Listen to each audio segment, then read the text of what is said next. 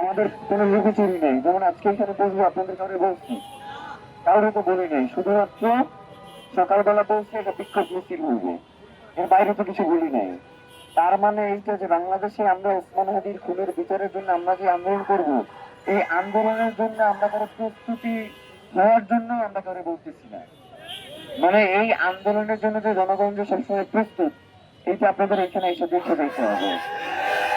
একটা কথা খুব সুস্পষ্ট ভাই, আমাদের কাছ থেকে সরকার কতদিন পর্যন্ত সময় চেয়েছে? 7 তারিখ পর্যন্ত সময় চেয়েছে না? তো আমরা তাদেরকে সময় দিচ্ছিলাম কতদিন? 30 কার্য দিবস বাইরে দিচ্ছিলাম না? আজকে সেই 30 কার্য দিবসে আমাদের আর বাকি আছে 22 দিন।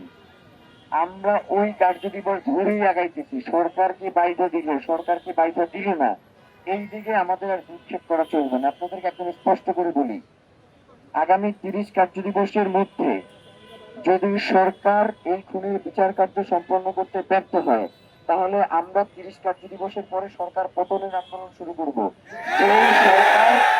যেই সরকার ওসমান হাদির খুনির, এই খুনের সাথে যারা সম্পৃক্ত, তাদেরকে গ্রেফতার আদৌ কোনো সন্ধান পর্যন্ত দিতে ব্যর্থ হইতেছে, সেই সরকারের তো ক্ষমতায় থাকবার কোনো প্রয়োজন নাই। এই সরকার বাংলাদেশের আইন শৃঙ্খলা পরিস্থিতি রক্ষা করতে ব্যর্থ হইতেছে, গোয়েন্দা সংস্থা কোন রকম যে সরকারকে সাহায্য করতেছে না, আপনি কোনোভাবেই কোন ধরনের পদক্ষেপ গ্রহণ করতে পারতেছেন না, আপনি কিছু পারতেছেন না, আপনি অসহায়। অসহায় মানুষদেরকে তো আমি রাষ্ট্র ক্ষমতা বসে রাখতে চাই না। অসহায় মানুষ রাস্তায় এসে ভিক্ষা করবে, আমরা তাদেরকে ভিক্ষা দেবো, কিন্তু রাষ্ট্র চালাইবে হচ্ছে যারা রাষ্ট্র চালানোর যোগ্য, তারা কোনো অসহায় মানুষকে আমরা রাষ্ট্রের ক্ষমতা দেখতে চাই না। তারা ওসমান হাদির খুনিদের এখন পর্যন্ত গ্রেফতার করতে সক্ষম হয় নাই, এখন পর্যন্ত তারা চার্জশিটে দাখিল করতে পারে নাই, এখন পর্যন্ত তারা এর বিচার প্রক্রিয়া সম্পর্কে কতদূর আগাইছে সেইটা সম্পর্কে তারা জনগণকে এখন পর্যন্ত বার্তা দিতে পারতেছে না। তাহলে এই সরকার দিয়ে আমরা কি করবো? এই সরকার তো বনজঙ্গলকে ঘাস কাটবে, এর বাইরে তো এই সরকারের আর কিছু করবার নাই। তো আমরা যেটা বলি সেটা হচ্ছে, আমাদেরকে বিভিন্ন ভাবে ইঙ্গিত করা হয় যে এই সরকারটা আপনাদের সরকার, এই সরকারের টিকিয়ে রাখার দায়িত্ব আমাদের, অনেক সন্তান, অনেক আলাপ। ভাইরা, ওসমান হাদি তার জীবদ্দশায় কোনদিন কি সচিবালয়ে গেছে? কোনদিন কোন উপদেষ্টার কাছে ভালো গেছে? তাইলে এই সরকার যদি আমাদেরই হয়, এই তার একজন বড় স্টেক হোল্ডার তো ওসমান হাদি, যে এই সরকারকে ক্ষমতায় বসিয়েছে, তাই না?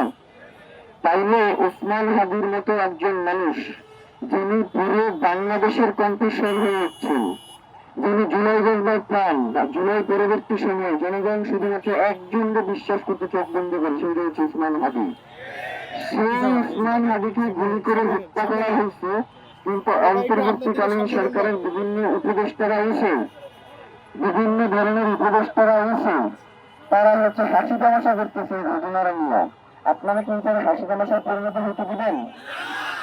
আমাদের কথা হচ্ছে এক কথা, সেটা হচ্ছে সরকার 7 তারিখ পর্যন্ত সময় চেয়েছে, 7 তারিখ পর্যন্ত সময় দেওয়ার মতো সময় আমাদের হাতে নাই। এরপরে আপনারা বলবেন নির্বাচন শুরু হয়ে গেছে, পরবর্তী নির্বাচনের পরে যারা ক্ষমতায় আসবে তারা ওটার বিচার করবে, মন প্যান এইসব আলাদা আমরা শুনতে চাই না।